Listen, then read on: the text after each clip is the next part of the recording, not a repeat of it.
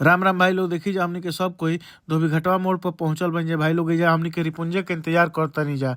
हमनी के जाए के बाद राज के घरे उनकर दादाजी के देहांत हो गइल बा, तो उहे आज क्रिया रहला, तो हमनी के जाए के रहला में सम्मिलित होके खातिर। तो हमनी के रिपुंजे के इंतजार करता नहीं है, तब तक ले रिपुंजे भी देखी आ गई है। ओकरा बाद हमनी के सब कोई बाइक से निकल गनी है जा। देखी जा रास्ता में जाता नहीं है तो काफी ज्यादा खेत खलिहान रहला, तो एक जगह देखनी है भाई लोग की हिरन आ हिरन के दूगो छोटा छोटा बच्चा घास चरतले है। तो कहनी है कि रवा सबके तनी देखा दी कि हिरन के बच्चा घास चरत रहे। ओकरा बाद भाई लोग हमनी के बाइक से निकल गए है। देखी ओकरा बाद हमनी के पहुंच गए है राज के घर के पास। कॉल करनी है तो राज भी आ गई है आ बाइक हमनी के लगा देने है। ओकरा बाद राज से मिलला उल्ला के बाद भाई लोग मिलनी है राज से।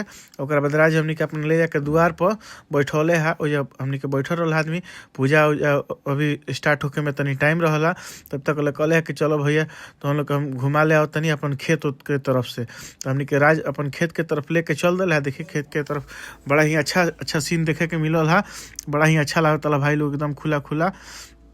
ओकरा बाद खेत में हमनी के आईनी है जा। देखी काफ़ी ज़्यादा अपन घूमनी है जा। ओकरा बाद जा बैठल बा लोग सब कोई धूप से कनी है जा। तब तक देखनी है कि दूगो छोटा छोटा बच्चा मूस के मारत तले है सब खेत में। भाई लोग तनी अगर वीडियो अच्छा लगे तो तनी हमरा के सपोर्ट करी जा, तनी लाइक करी जा, फॉलो करी जा भाई लोग।